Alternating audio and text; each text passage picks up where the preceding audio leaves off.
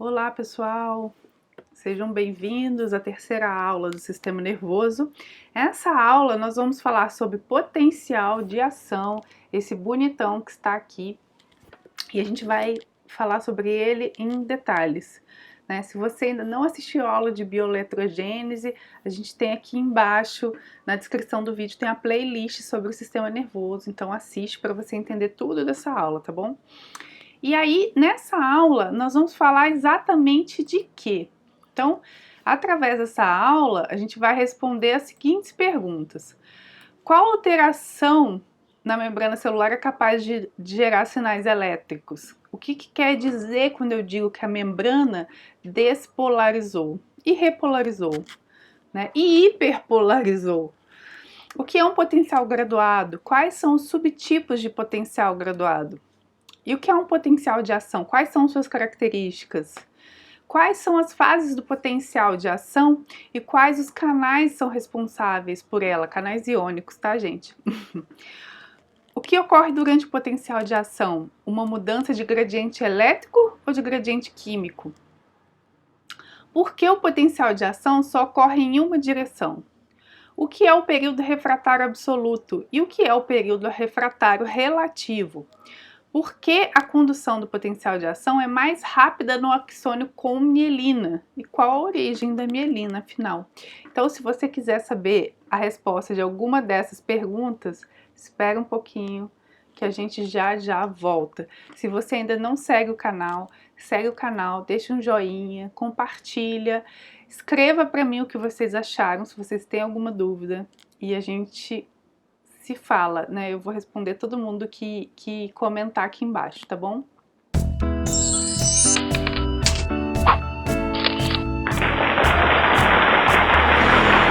Então, aqui nós vamos fazer uma recordação rapidinha sobre a aula passada. Se você não assistiu, eu sugiro que você assista, né? Toda a célula viva, ela vai ter um potencial de repouso. O que isso quer dizer? Quer dizer que ela tem uma distribuição assimétrica de cargas negativas e positivas, né, ao redor da membrana, né, as negativas internas e as positivas na face externa. Isso faz com que as células excitáveis, tipo os neurônios, eles tenham esse potencial de repouso de cerca de menos 70 milivolts. Uma célula não excitável também tem, mas aí é um valor mais positivo, tipo menos 20. Né? E esse valor, na verdade, se a gente fizer aqui num gráfico, aqui tendo o potencial de membrana, que é Vm, né, pelo tempo, o tempo em milissegundos, porque são eventos bem rápidos, a gente tem que pensar que não é uma coisa aqui. Então, aqui está o potencial de repouso, menos 70, aqui 0, aqui seria mais 50 milivolts, que é o máximo chegado, talvez, num potencial de ação, né? No pico de um potencial de ação. O potencial de membrana não é uma coisa assim, linear, sempre menos 70 ao longo do tempo. Na verdade, ele é totalmente transitório, né? Então, ele oscila. E por que ele oscila? Então, ele oscila diminuindo, aumentando e até, às vezes, a gerar um potencial de ação. E por que ele oscila assim? Porque a gente tem alguns estímulos. Então, aqui tem um estímulo, por exemplo, aqui teve outro estímulo, né? Às vezes um estímulo vai ser um estímulo que a gente chama de hiperpolarizante, ele diminui ainda mais, por exemplo, o valor do potencial de membrana, ele está ficando mais negativo, que talvez seria menos 90. E por quê? A célula aqui ela está polarizada, né? Quanto mais negativa ela fica em relação ao exterior, mais polarizada. Então, a gente fala que hiperpolariza. No caso do potencial de ação e dessa subidinha aqui do estímulo 1, a gente fala que despolarizou, porque está perdendo polaridade. Despolarizou. Então, na verdade, está ficando mais positivo, né? Então, se vem daqui de menos 70 para menos 40, despolarizou. né?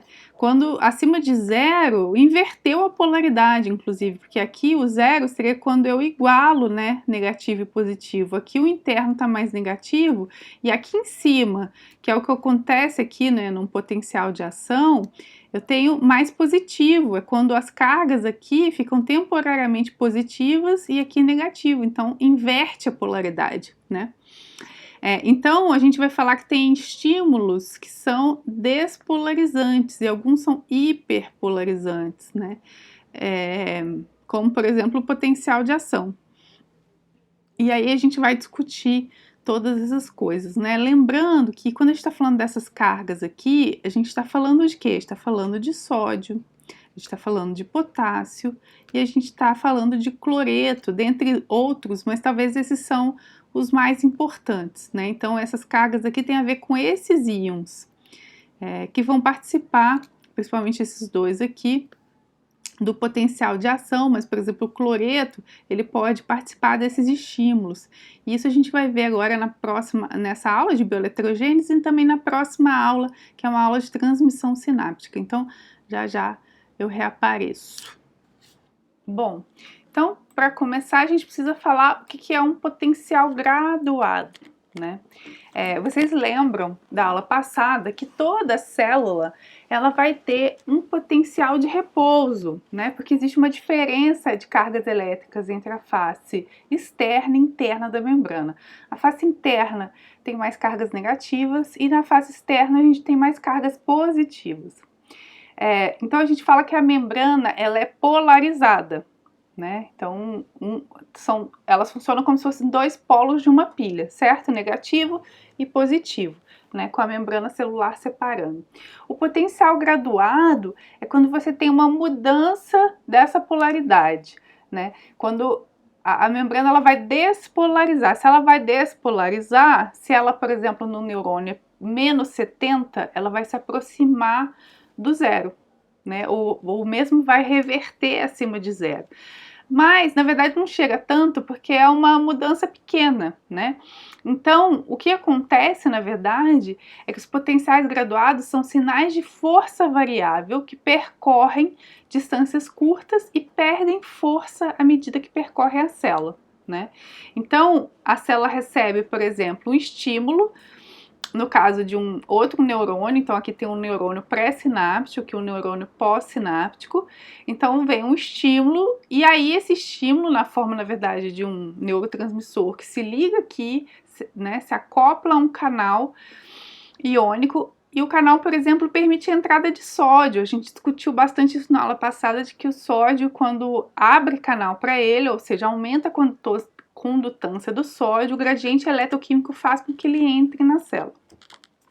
Ao entrar na célula, o que ele vai fazer? Ele vai despolarizar a célula ao redor aqui, né? A membrana, na verdade, onde aconteceu esse evento, né? Óbvio que aqui é uma simplificação, porque provavelmente seria, né, uma série de canais numa região da membrana, mas para a gente entender, a gente fala tudo como se fosse um, né? E esse sinal, ele é um sinal variável. Por quê? Porque se eu elicitei 5 canais de sódio, eu vou ter uma resposta. Se eu elicitei 10, eu vou ter outra resposta de despolarização, né? Porque o que acontece também? Quando entra o sódio aqui, esse sinal é igual uma pedra. Lembra que a gente comentou também isso na aula passada? Quando você joga uma pedra no rio e as ondas, à medida que vai se afastando do lugar onde a pedra caiu, as ondas vão perdendo força, é como se fosse isso, né? Porque os íons entram, eles vão se espalhando, só que mais próximo onde eles entraram, obviamente essa despolarização é maior. Quanto mais longe, menos os íons vão chegando, né? Então o sinal vai perdendo força, por isso a gente chama de potencial graduado, porque ele varia a gradação de mudança que eles causam, digamos assim.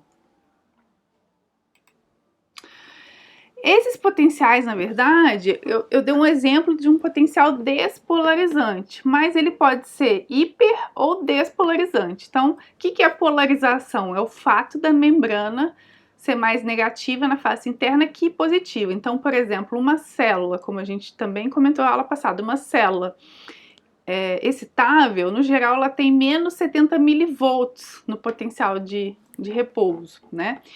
Então, ela está polarizada em relação ao exterior. E aí, se eu deixo o interior mais negativo, eu falo que eu hiperpolarizei. E se eu deixo ele mais positivo, né, ou se ele fica menos negativo, eu falo que ele despolarizou. Lembrando que VM, né, quer dizer que é potencial de membrana. Então, esse aqui seria o do repouso, e aqui eu vou ter, a gente chama de um potencial graduado despolarizante, logo em seguida eu tenho um hiperpolarizante. Depois a gente vai discutir quais as consequências disso para o potencial de ação, a gente vai dar um nome para eles. Então, despolarização, a gente fala que ele é menos negativo, e o nome que eu falei que a gente ia dar, mas eu vou explicar depois, ele é também estimulatório ou um potencial hiperpolarizante que a gente chama de inibitório, e eu vou explicar depois, na hora que eu explicar o potencial de ação, beleza? Então, a gente vai ter dois tipos de potencial de ação. A gente tem um tipo que a gente chama de sublimiar. Na verdade, dois tipos de potencial graduado excitatório. Um tipo que é sublimiar, porque ele não chega no limiar para disparar um potencial de ação. O que isso quer dizer? Lembra que a gente viu, ó, aqui em cima, né, tá acontecendo então uma transmissão sináptica que vai abrir canais de sódio, o sódio entra, o sódio despolariza a célula. Mas como esse é um sinal que perde força, ele começa muito forte e ele vai perdendo força. Se ele chegar aqui na zona de gatilho e não tiver num determinado potencial de membrana, né, se ele não subir um tanto, ele não consegue abrir os canais de sódio dependentes de voltagem, que são canais que só abrem cerca de menos 55 milivolts, onde está essa linhazinha tracejada. Se chegar aqui, abre os canais de sódio dependentes de voltagem, dispara o potencial de ação. Nesse caso aqui, sublimiar, não disparou. Então, eu tenho dois potenciais graduados excitatórios, mas nesse caso aqui não disparou, que é sublimiar. E aí, no outro caso, eu tenho supralimiar, porque tá vendo que aqui a setinha tá mais forte? Então, entrou, o que isso quer dizer? Que entrou mais sódio. Entrando mais sódio, conseguiu fazer com que chegasse. Então, se aqui foi, né, se aqui estava menos 70 no basal, entrou sódio, essa região aqui pode ter ido para menos 35. Aqui, ó, menos 35, depois menos 45, e aqui chegou a menos 55. Essa aqui não chegou, porque foi perdendo força, né, igual a pedra no lago. São ambos potenciais excitatórios, porém, eles são um é sublimiar e outro supralimiar. E a gente acabou de ver no slide passado que tinha um inibitório. O inibitório é aquele que afasta, né, que desce, como entra, sei lá, carga negativa, por exemplo, em vez de abrir e entrar sódio, vai entrar cloreto. Entrando cloreto, a polarização aumenta, hiperpolariza. Hiperpolarizando, o que acontece? Eu afasto ainda a membrana mais ainda desse limiar, então fica mais difícil disparar um potencial de ação, por isso a gente chama de potencial graduado inibitório. Então, o que é um potencial de ação, né? Os potenciais de ação, eles são sinais propagados a longas distâncias. Qual longa distância? A longa distância do axônio, né? Então, os potenciais graduados, eles geram potenciais de ação. Os potenciais de ação, por que eles são diferentes dos potenciais graduados? O potencial graduado, lembra que a gente viu, eu tenho um pequenininho ou eu tenho um grandão que chega no limiar, eles variam. O potencial de ação não, ele sempre vai ter a mesma cara. Então, por exemplo, aqui, ó, nessa figura, eu tenho o estímulo 1, deu um pequeno potencial de graduado, que é despolarizante, que é excitatório, mas que foi sublimiar. Então, estímulo 1 não foi suficiente. Estímulo 2 está um pouquinho maior, mas também não foi suficiente. Aí, no 3, eu tive um supralimiar. Quando eu tive um supralimiar, aí eu tenho um potencial de ação. E aí, esse potencial de ação, se eu tiver outro aqui em seguida, o gráfico dele vai ser igualzinho. Porque a força com que ele ocorre, o tempo em que ele ocorre, tudo é igual. Ele é uma resposta estereotipada, né? Então, o que são eles? São grandes despolarizações muito breves, porque ele acontece em milissegundos, como vocês podem ver aqui, que ocorrem devido a estímulos supralimiares e que percorrem longas distâncias por um neurônio sem perder a força. Essa é outra característica importante do potencial de ação, ele não perde força. O potencial graduado perde força. E por quê? Porque o potencial graduado acontece por conta de canais que abrem em resposta a diversos estímulos. E esses estímulos, eles não se mantêm. O potencial de ação ocorre por conta de canais dependentes de voltagem. Então, ele se autopropaga, como a gente vai ver, tá?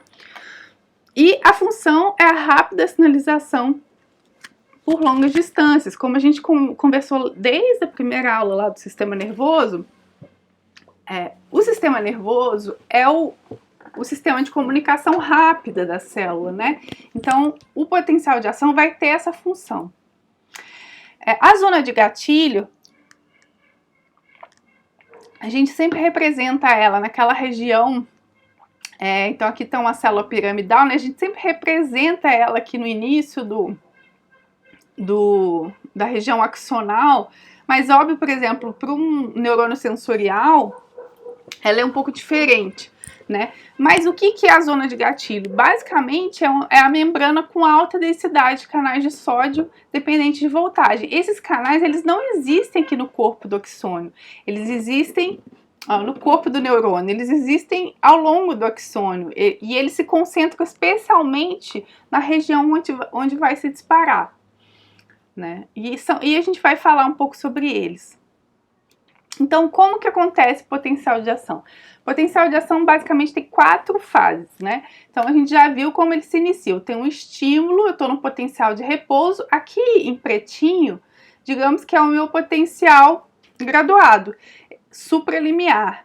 Então, chegou aqui no menos 55, eu passo a abrir canal de sódio dependente de voltagem. Muito rapidamente, eu tenho uma despolarização grande da membrana. Na verdade, nesse momento, a face interna da membrana que é negativa passa a ser positiva, porque entra tanto sódio que deixa aquilo ali positivo. Então, de menos 70 vai para mais 50. Ultrapassa o zero e inverte a polaridade, na verdade, né? Então, eu tenho um pico. Só que aí, logo depois que a gente chama um pico de despolarização, tá entrando muito sódio, aí eu tenho um pico e já caio, começa a repolarização em milissegundos, né? Isso aqui depois a gente vai ver que pode variar de célula, para alguns é maior, para outros é menor, né? Às vezes o gráfico ele vai ser mais achatado, ele tem um platô, como no músculo cardíaco. Aqui a gente está vendo um bem rápido, né? Não tem esse platô. E aí depois cai, e aí cai até, na verdade, um pouco abaixo do que era o repouso. Em vez, tá vendo aqui tá menos 65, chega, sei lá, menos 70. E aí depois, devagar, ele vai retornando aos valores basais daquela célula. Então a gente tem o potencial de repouso, a gente acontece o potencial graduado, despolarização, repolarização e hiperpolarização. Polarizou demais. E a gente vai falar o que leva a cada uma dessas fases. Mas essas são as etapas básicas do potencial de ação. Então, o potencial de ação, ele tem um padrão de despolarização e repolarização, como eu falei, que é estereotipado. O que isso quer dizer? Sempre vai ser do mesmo jeito, naquela célula. Então, aqui, ó, tenho 3 diferentes células. Eu tenho um motoneurônio, que é a célula que inerva o músculo esquelético, o próprio músculo esquelético, né? Então, observem que o potencial de ação do motoneurônio é mais rápido do que do músculo esquelético, é 2 milissegundos, enquanto do músculo esquelético é 5 milissegundos, e do ventrículo cardíaco, lembra que eu falei que tinha um platôzão, ó, 200 milissegundos, então muda um pouco no tempo, mas mesmo assim é bastante rápido, né? E outra característica, então, quais as características do potencial de ação? Uma, ele é estereotipado. 2, ele é rápido. Lembrando que estereotipado ele vai ter sempre a mesma duração, ele vai chegar na mesma, ele vai ter a mesma amplitude, o gráfico vai ser sempre igual. 2, ele é um sinal binário, ele é sempre tudo ou nada, ou ele acontece ou ele não acontece. Então aqui ó, a gente está vendo A, B, C, 3 despolarizações aqui. Na verdade, ó, a gente tem aqui um exemplo de uma hiperpolarização ou um potencial graduado inibitório, B, C, D, 3 despolarizações que são potenciais, foram potenciais graduados excitatórios. Só que B e C são o quê?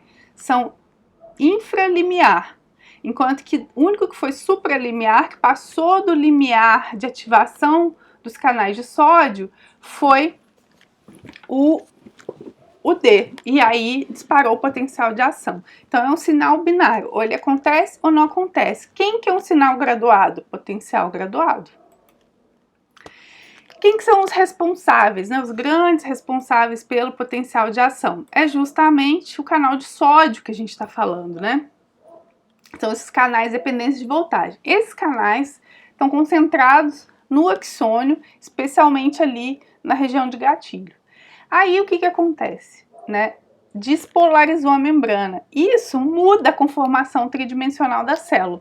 A célula tem um portão de ativação que ele é sensível à voltagem. Então, quando chega a menos 55, aqui, por exemplo, acho que é menos 55, ele vai abrir esse portãozinho que está aqui dentro. E aí, ao abrir, lembra que o gradiente eletroquímico, a gente viu na aula passada, se você não assistiu, vou deixar aqui, ó, aqui em cima a aula para você assistir, o sódio vai entrar, ele tem ele tem uma magnitude muito grande, ele está muito afastado do potencial de equilíbrio dele. Isso faz com que tanto o gradiente elétrico quanto químico seja para ele entrar na célula, ele entra com muito ímpeto, digamos assim, entra muito sódio. Entrando muito sódio, a gente vê esse crescimento da curva, né, muito íngreme, quer dizer que está subindo muito, né?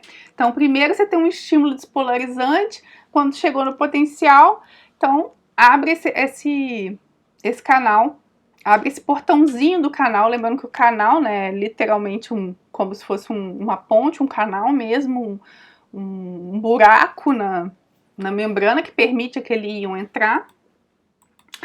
E aí, ele vai entrar, e isso vai ter um tempo pré-determinado, sei lá, 1 milissegundo, 2 milissegundos, entra aquele monte de sódio, só que assim que dá o tempo, ele começa a se fechar, porque assim, ele muda a configuração tridimensional da proteína do canal, abriu, a configuração volta ao lugar, o portãozinho volta para o lugar e fecha aquilo.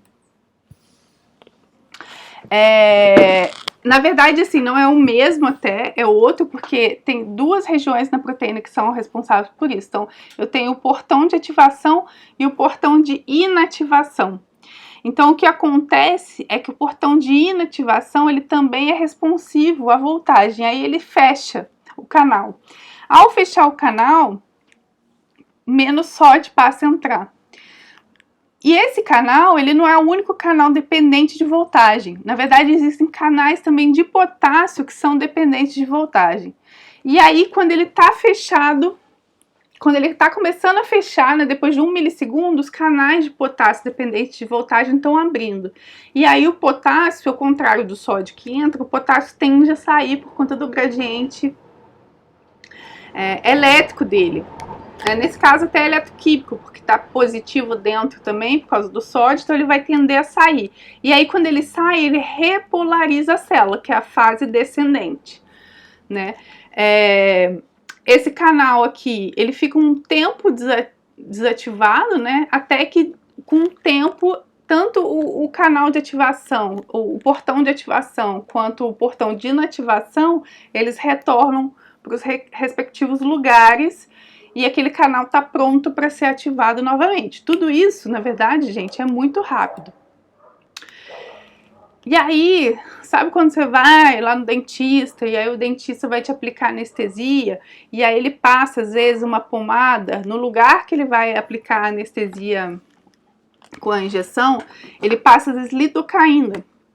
E os anestésicos locais, no geral, são moléculas que vão, como a lidocaína, que vão impedir esse canal de funcionar.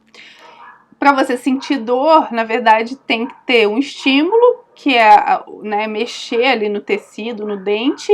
Esse estímulo mecânico, químico, enfim, que vai dizer para o seu cérebro que está doendo, que tem uma coisa acontecendo ali no seu dente. Esse potencial de ação é inibido porque se inibe o canal de sódio dependente de voltagem. Você impede que o sódio entre e aí você não percebe a dor, né? Então é isso que os anestésicos, nessa molécula que os anestésicos locais agem. Existem outras, então talvez vocês já devam ter ouvido falar disso, porque é uma curiosidade, né?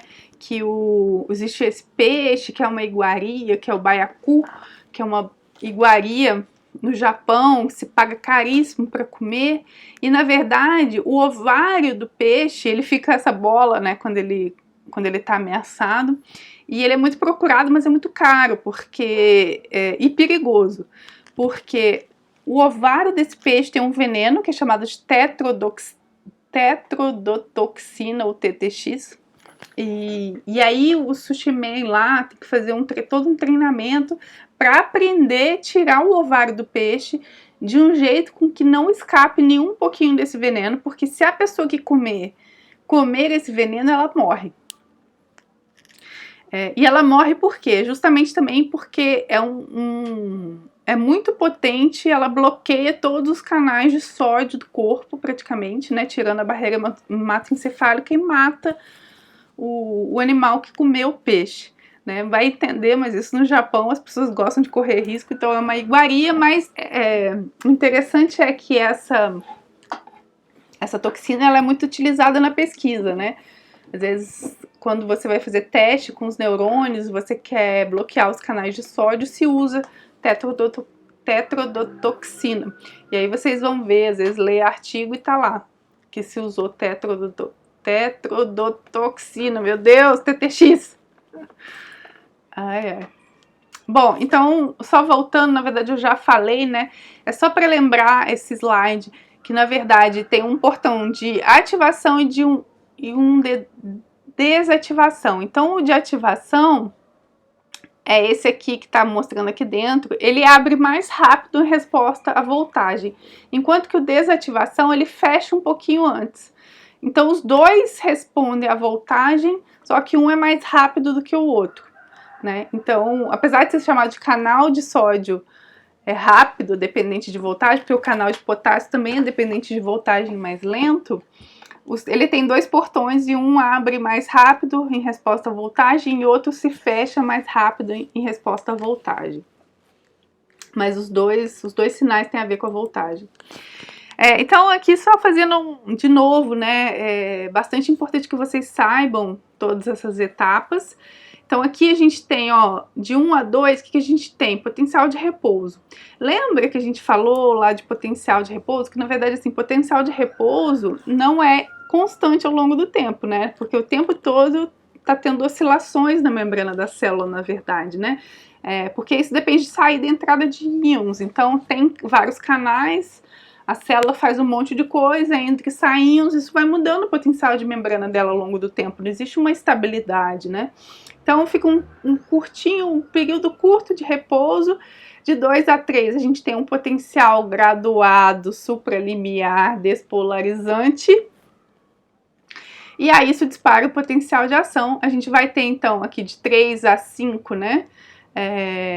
A gente vai ter a entrada de sódio por conta da abertura do portão de ativação do canal de sódio, dependente de voltagem, que é rápido.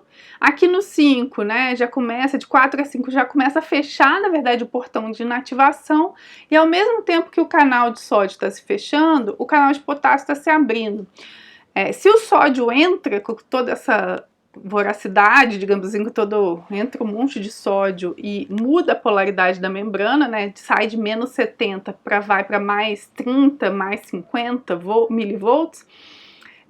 Quando o potássio sai da célula, ele está levando carga negativa e aí ele repolariza, que é fase descendente, que aqui é a 5 a 7, né?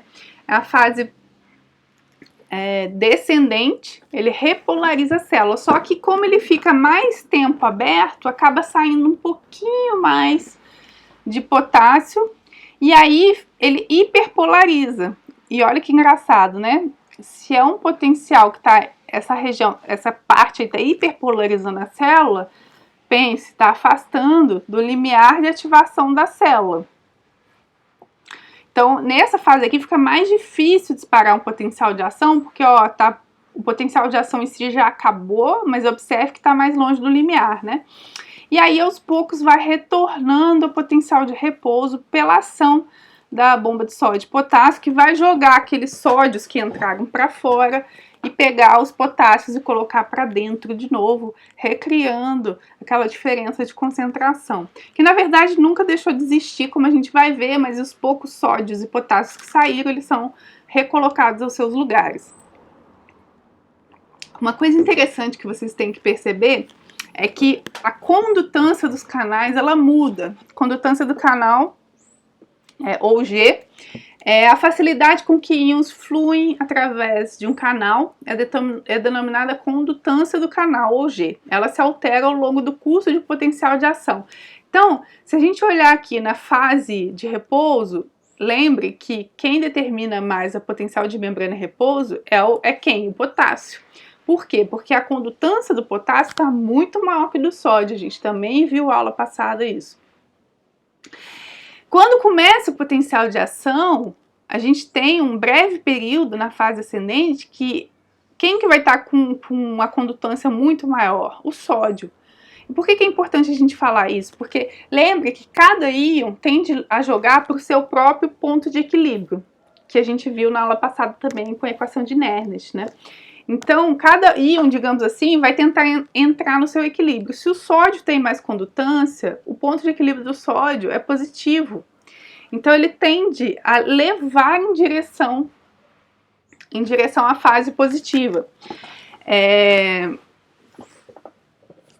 Enquanto que o potássio vai tender, se a condutância dele tiver maior, o potencial de equilíbrio dele é negativo. E aí ele deixa a membrana negativa, né? Então, só que isso dura muito pouco, o momento em que o sódio está com maior condutância, porque logo em seguida os canais se fecham e quem se abre? Os canais de potássio dependentes de voltagem, que são diferentes dos canais daqui, ó, porque o canal dessa etapa 1 aqui é o canal vazante, não é canal dependente de voltagem, são canais da membrana do neurônio normais que sempre estão abertos. Aqui são os canais dependentes de voltagem, mas de sódio, e aqui abriam de potássio.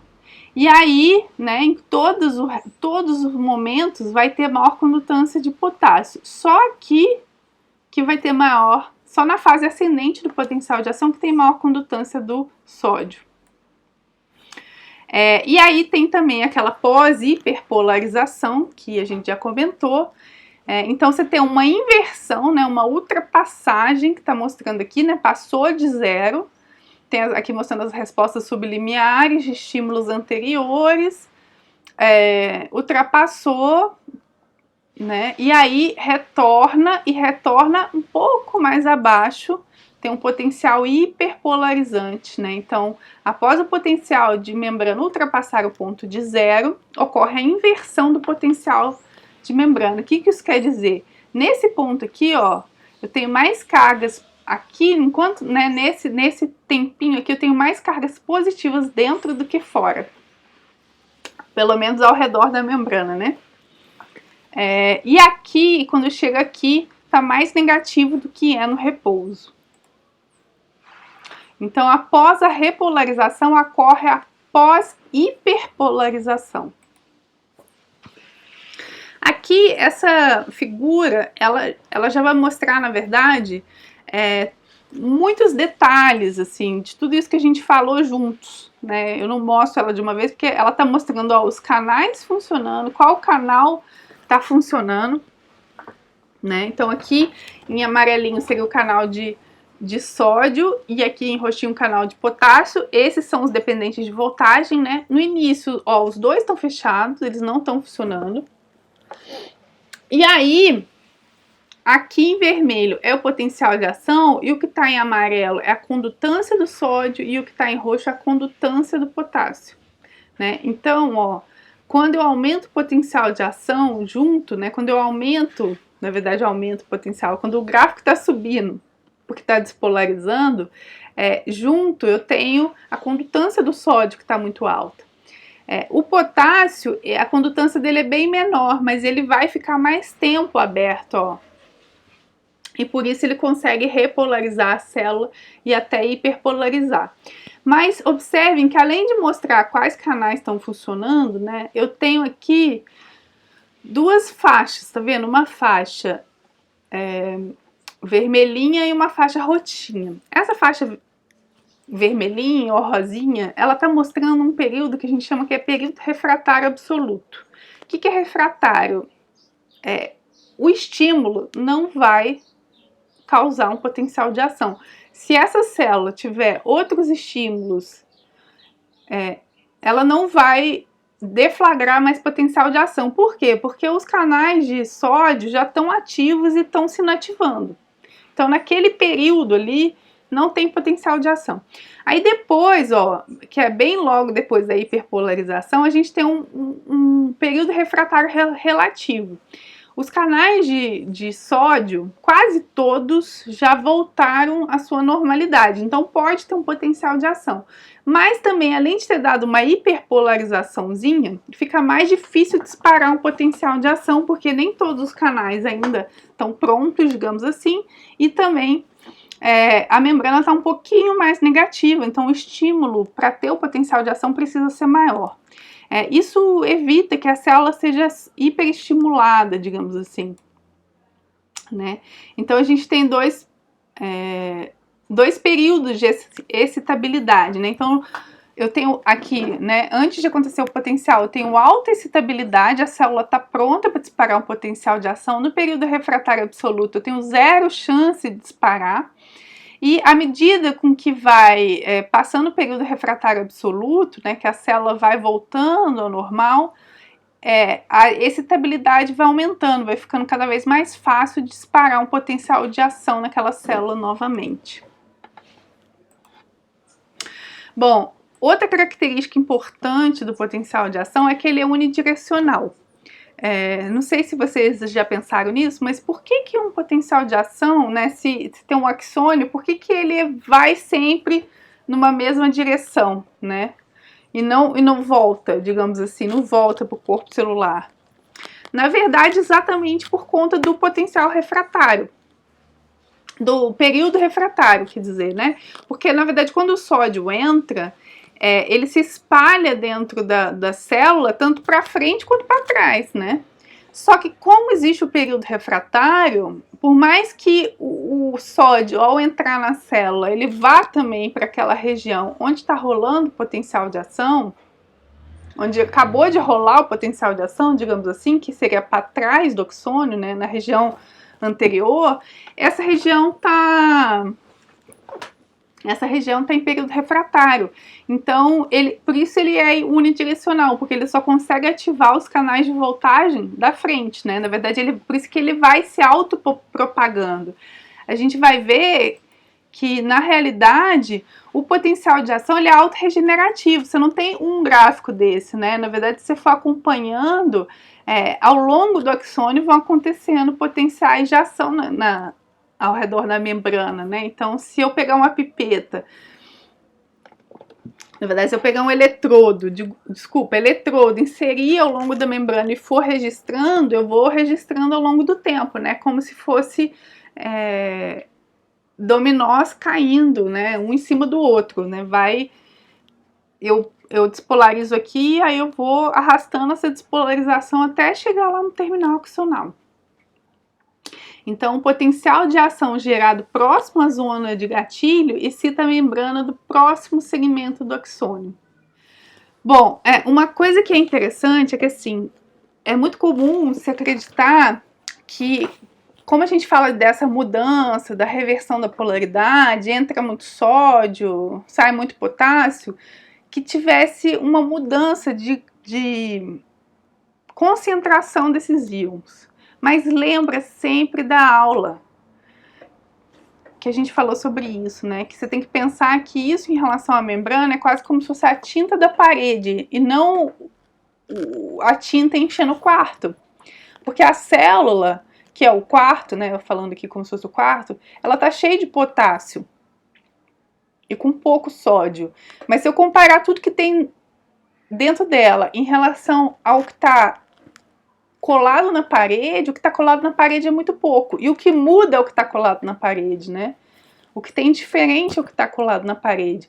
Então, inclusive, por isso que o neurônio, mesmo que ele consegue disparar muitos potenciais de ação rapidamente, porque ele tem um arsenal de potássio e de sódio. Para ele acabar com tudo isso, para ele acabar com essa diferença que ele tem de concentração entre o meio interno e o meio externo, ele tem que disparar muito sem ter nenhum processo de volta, né? Que é o que acontece, porque também lembra que ele tem a bomba de sódio e potássio que vai voltar ao normal. Então, quando tem uma mudança significativa no potencial de membrana, isso requer um movimento de poucos íons, na verdade, né? Então, um gradiente de concentração ele não se reverte. E isso já foi comprovado, já fizeram testes para comprovar isso, né? Então, o que acontece? Lembra, a gente tem cloreto, se a gente fizer isso, um experimento, né, em que você tem uma membrana, em que só o potássio passa, simulando uma célula, e aí você tem cloreto de potássio, né? Aqui tá tudo eletroneutro. Quanto que eu tenho corrente, né? Eu tenho corrente à medida que o primeiro íon se mova, né? O íon tem que se mover. O potássio se moveu, eu já vou ter o início aqui de voltagem, certo? Ops. Só que assim, quanto mais potássio se mover,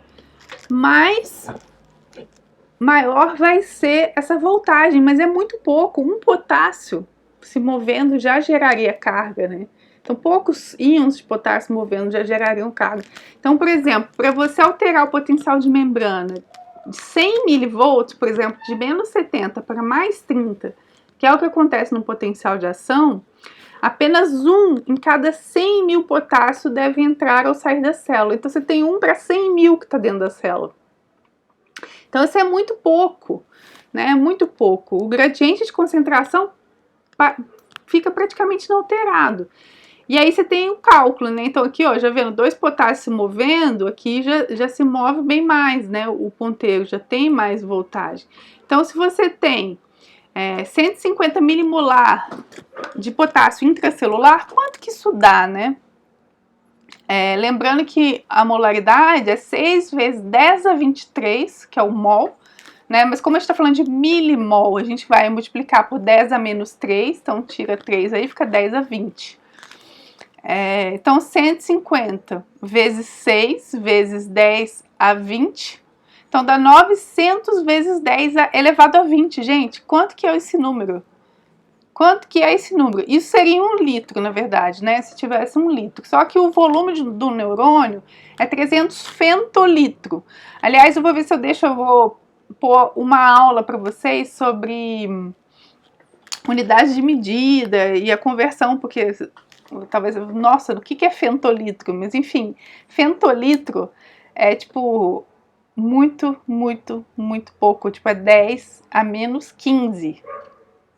Mililitro seria 10 a menos 3. Femtolitro é 10 a menos 15, né? O volume de um neurônio calculado, né? Que se acha. Então, 900 vezes 10 elevado a 21 de potássio num litro. Mais em 300 femtolitros, eu teria 27 vezes 10 elevado a 9 íons de potássio. Né? Isso acho que dá 27 trilhões de íons de potássio por neurônio. Então, é 27 com 9 zeros depois. Calcule a quantidade que dá. disso, né? Então, a estimativa é que um potencial de ação mova cerca de 2 vezes 10 elevado a sexta potássio, ou 2 milhões de potássio. Só que 2 milhões de potássio em relação a 27 trilhões dá 0,007% do potássio que tem na célula. Ou seja, é nada, gente. Tipo, isso para um potencial de ação. Por que eu estou falando isso? Para mostrar para vocês que não muda o gradiente de concentração, né? E realmente, eles fizeram um teste com sódio radioativo. Então, colocaram sódio radioativo na célula e viram como que isso funcionava no potencial de ação. E viram que para ter um potencial de ação, entrava... porque antes a gente estava falando de sódio, de potássio, agora a gente está falando de sódio, mas enfim, o sódio entra muito, o potássio sai muito da célula no potencial de ação, né? Isso dá entre 0,003 a 0,03%. Tipo, é muito pouco, gente, é muito pouco.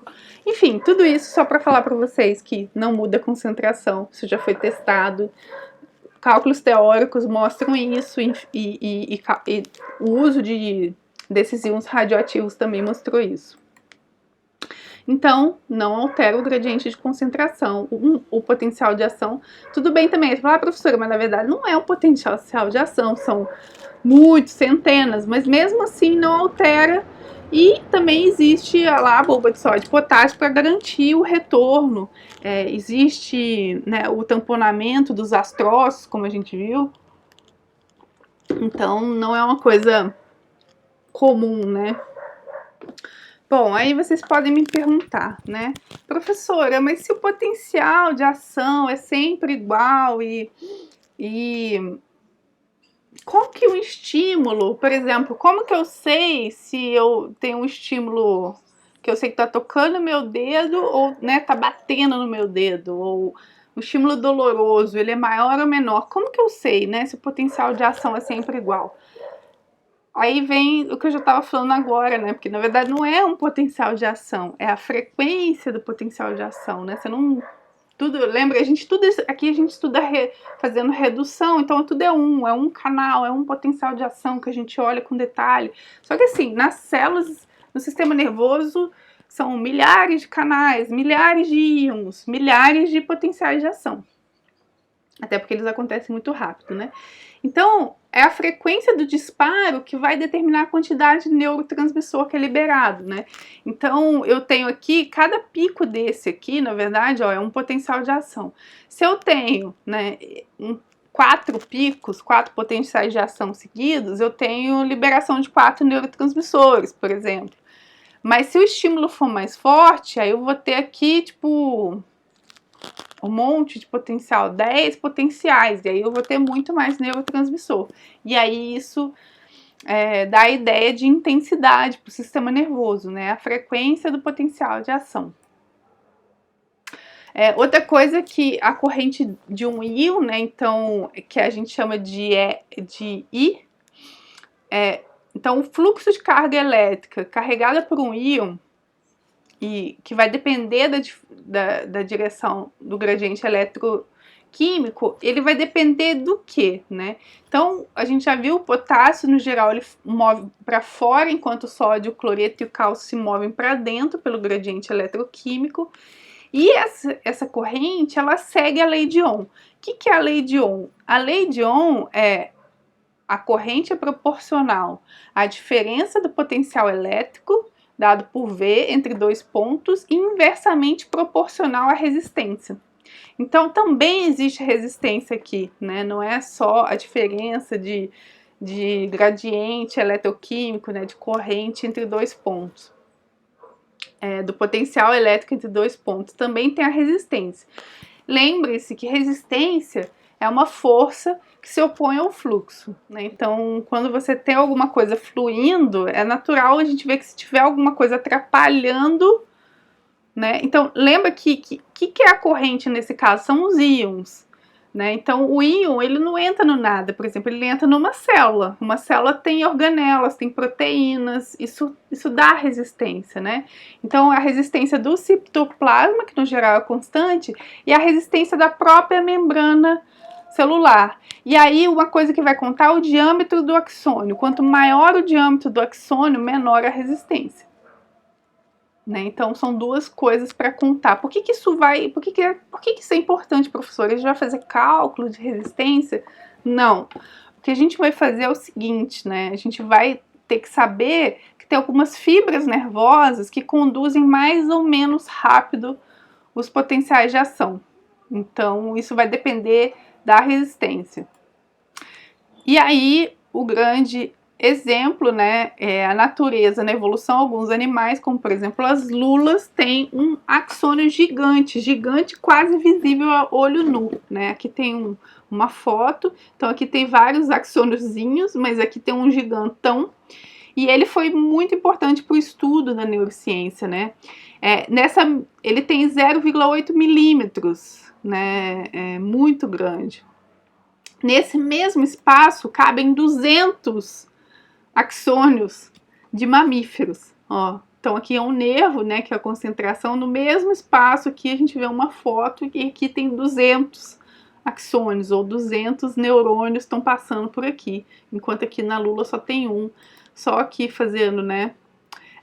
Aí tem uma pergunta, mas a condução na fibra dos mamíferos é mais devagar que da lula? Não, é bem mais rápido. Então como que pode ser, né? Se a gente acabou de ver que quanto maior o diâmetro, menor a resistência, mais rápida a condução, por que dos mamíferos é mais rápido se é muito mais fino? A gente vai responder já já, mas aqui só fazendo um adendo, né, mostrando a lula, e na verdade a gente chama de axônio gigante de lula. Em vários livros de fisiologia vocês vão ver algumas coisas sobre, também na internet, porque a lula foi super importante. Porque no início, né, era muito difícil estudar essas correntes elétricas, não se tinha equipamento, enfim, no século passado. Então, vários experimentos clássicos foram feitos nesse axônio, né? Então, a gente deve muito à lula pelo nosso entendimento sobre o potencial de ação. E aí, aqui está o segredo, né? Assim, o que faz, na verdade, a gente conduzir muito rapidamente nos axônios dos mamíferos, que não tem esse axônio gigantão da lula, é que existe a bainha de mielina. O que é a bainha de mielina? Na verdade, se a gente olhar um corte aqui, ó, são várias, parece que tem um rocambole, né? O rocambole de membrana, na verdade, de outra célula. Então, a célula de Schwann que está enrolada, né, ao redor do axônio. E aí, professor, mas é legal porque a analogia, se o axônio é um fio elétrico, digamos assim, né, que está conduzindo a eletricidade, esse é o encapamento do fio. Só que não é igual o encapamento dos fios que a gente conhece, que, né, do fio aqui, pegar um fio do meu computador, não é um encapamento diretão do fio, é um encapamento que ele tem uma região encapada, uma região sem encapamento, outra região encapada. E por que isso é interessante, né? Então a gente tem os nós de Ranvier. Então aqui, ó, mielina encapando, na verdade, que é outra célula que está se enrolando ali, e eu tenho uma região sem encapamento. Por que será, né? Isso faz com que a condução seja muito rápida, né? Então, ó, apesar dele ter 8,6 micrômetros, que é muito pequenininho, de diâmetro, ele conduz até 120 metros por segundo, ou 432 quilômetros por hora. Enquanto que uma fibra, apesar de ser maior, né, com 1,5 micrômetros de diâmetro, uma fibra de dor, que é uma fibra sem mielina que a gente tem, ele vai ter 7,2 km por hora, é muito mais lento. Na aula de dor a gente vai falar um pouco sobre isso. E aí, lembrando, né, que a gente tem as células de Schwann no sistema nervoso periférico e no sistema nervoso central vão ser os oligodendrócitos, que vão formar essa camada e isolar os axônios, né? Mas, na verdade, eles isolam fazendo várias camadas concêntricas, como a gente viu, né, ao redor do axônio. E aí, o grande segredo é que existe uma condução que a gente chama de saltatória. Em vez do sinal ter que passar por todo o axônio, ele vai saltando de nó em nó. Isso diminui aquela perda, diminui a perda por resistência, né? É como se concentrassem, e aí o potencial de ação ele vai pulando de nó em nó, e aí a condução é muito mais rápida. Bom, aqui só no fim, uma coisa interessante, né? A gente viu na aula passada que se eu mexo no potássio extracelular, eu altero o potencial de membrana, certo? Então, quando eu altero, por exemplo, eu aumento, eu estou na hipercalemia. O que é hipercalemia? Excesso de potássio. Se eu tenho um excesso de potássio, eu mexo. Ó, aqui tá vendo, o nível plasmático normal de potássio é de 3,5 a 5 milimolar. Se eu aumento, o que acontece? Ops. Ó, aqui observem que a minha célula no repouso, quando tá no nível normal, ela tá no menos 70. Eu tenho um estímulo, esse estímulo não dispara potencial de ação, né? O estímulo ele tem que ter uma certa magnitude, como a gente viu, para disparar. Só que o que acontece quando eu tenho hipercalemia, né? Se eu tiver acima de 5 milimolar de potássio no plasma, eu aproximo muito o meu basal, a minha célula em repouso, do menos 55. Então, esse estímulo aqui, que não era capaz, né, esse tipo de estímulo que não era capaz de causar um potencial de ação, passa a causar um potencial de ação. Ao mesmo tempo, na hipocalemia, o contrário. Eu diminuo, eu vou para baixo, eu fico mais distante do potencial, do limiar de disparo, né? O meu potencial de repouso. E aí fica mais difícil de eu disparar um potencial de ação. Então, na hipercalemia, eu vou ter uma hiperexcitabilidade. É perigoso até para o coração, né? Porque pode causar uma confusão, digamos assim, nos potenciais de ação do coração, que tem que ser sincronizados, né? O coração ele tem que bater sincronizadamente. No outro, eu tenho uma letargia, né? Os estímulos ficam mais difíceis. E aí, enfim, isso vai causar vários sintomas, né? Na verdade, é bastante perigoso. A gente viu na aula passada que hipercalemia, uma injeção de cloreto de potássio, gera parada cardíaca e morte, né? Pode ser um jeito de eutanasiar, por exemplo.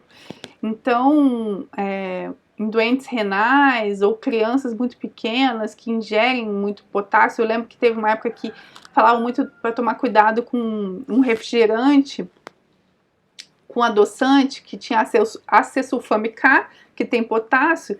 Se criança pequena bebesse muito, podia ter taquicardia por causa disso, porque tinha uma hipercalemia e ficava muito facilmente excitável, né? Então, são implicações clínicas que podem acontecer por conta de aumento ou diminuição de estabilidade de neurônio e de célula muscular também, né? Então, é isso, gente. Essa foi a aula de potencial de ação. Na próxima aula a gente vai falar de transmissão sináptica e eu vejo vocês lá. Fiquem bem.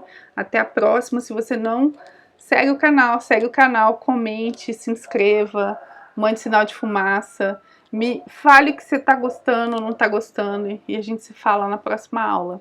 Um beijão!